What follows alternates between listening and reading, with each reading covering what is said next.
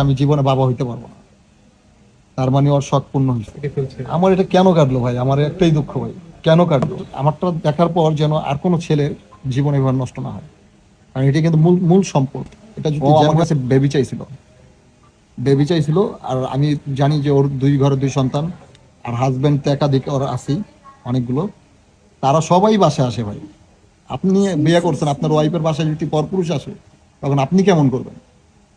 তখন একটু ঝগড়া হয়, আমি চলে যেতে চাই, ওই কয় তুই আমার বাচ্চা দিবি না, তোর বাচ্চা জীবন হইব না, আমি দেখায় ছাড়ো। আমি মনে দুষ্টামি করে ভাই। আর কারো কাছে বিচার দিলে তো আবার ঘুরায় ফেলে কথা। হঠাৎ করে আমাকে মনে করেন বলতেছে কি তোমার জন্য ড্রিঙ্কস আছে। কি ড্রিঙ্কস? 75 টাকা করে যে ওই যে আছে বেকারিতে বিক্রি করে, মানে বিয়ারের হালকা ফ্লেভার, ওইটা বেবার্স নাকি? হ্যাঁ, রাইট বেবার্স, ওইটাই, ওই যে স্প্রে ক্যানের মতো আর কি। ওইটার সাথে লাল কি যেন একটা স্টিক না কি যেন এটা মিলাইছে, ওইটা নতুন ফ্লেভার। আমাকে বলতেছে এটি মিক্স করে খাইলে ভালো লাগবে।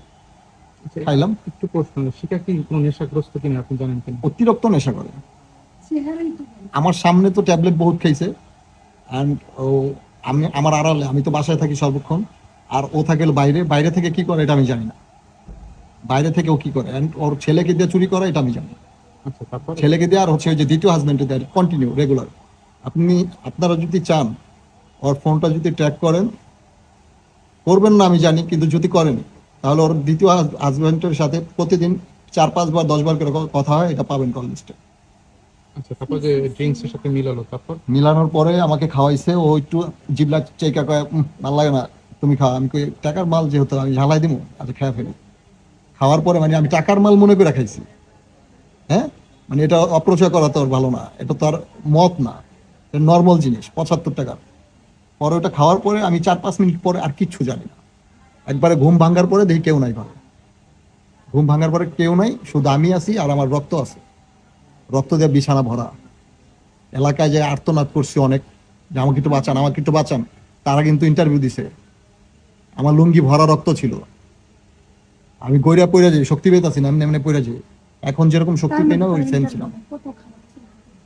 তারপর হচ্ছে আমার ওই যে নারায়ণগঞ্জের কিছু মিডিয়া কর্মী আসলো, আসার পর হসপিটালে বসে ভিডিও করে ওনারা ছাড়ছে, উদাম গাইছিলাম। ওইটাই মনে করতেছে যে আমি মনে হয় এই হাসপাতাল থেকে রিলিজ হয়েছি, কিন্তু না, ওইটা হচ্ছে নারায়ণগঞ্জের বন্দরের একটা ছোট একটা হসপিটাল আর কি। ওইখান থেকে তারা ঢাকা মেডিকেলে পাঠানো হয়েছে, পুলিশে এসে আমাকে দিয়ে গেছে এখানে। এখন সার্বিক কি পরিস্থিতি আপনার এখানে? আমি ট্রিটমেন্ট ভালো পাইছি, বাট 3 মাস পরে বলতে পারবো ভাইয়া কি হয়, কিন্তু 100% শিওর। আমার মাও ইন্টারভিউতে বলছে, আমি শুনছি, কিন্তু আমাকে কেউ বলেনি আমি জীবনে বাবা হইতে পারবো না, তার মানে ওর শখ পূর্ণ হয়েছে। এটার জন্য ও মানে আমার জীবনটা যে নষ্ট করছে, আমার জীবনটা যে নষ্ট করছে, এটার একটা সুস্থ একটা কঠিন একটা বিচার চাই। আমারটা দেখার পর যেন আর কোনো ছেলের জীবন এভাবে নষ্ট না হয়, কারণ এটা কিন্তু মূল সম্পদ। এটা যদি জ্যাম হয়ে থাকে, পেট ফুলে আমার সময় প্রস্রাব করতে পারবে না। আচ্ছা সাকিব ভাই, মিডিয়ার বর্বরতা কিন্তু আমরা দেখতে পাচ্ছি যে এরকম ঘটনা কিন্তু অহরহ হচ্ছে আমাদের দেশে, যে পুরুষের প্রসঙ্গ কেটে ফেলছে। আমার এটা কেন কাটলো ভাই? আমার একটাই দুঃখ ভাই, কেন কাটলো?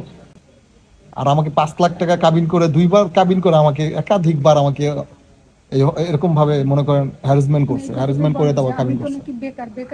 বেকার ছেলের কি 5 লক্ষ টাকা কাবিন হয়? আচ্ছা শেষ করে দাও। আমরা জানি সোশ্যাল মিডিয়া বেশ জনপ্রিয়, দুনিয়া সাকিব হিসেবে বেশ জনপ্রিয়। আপনার সেই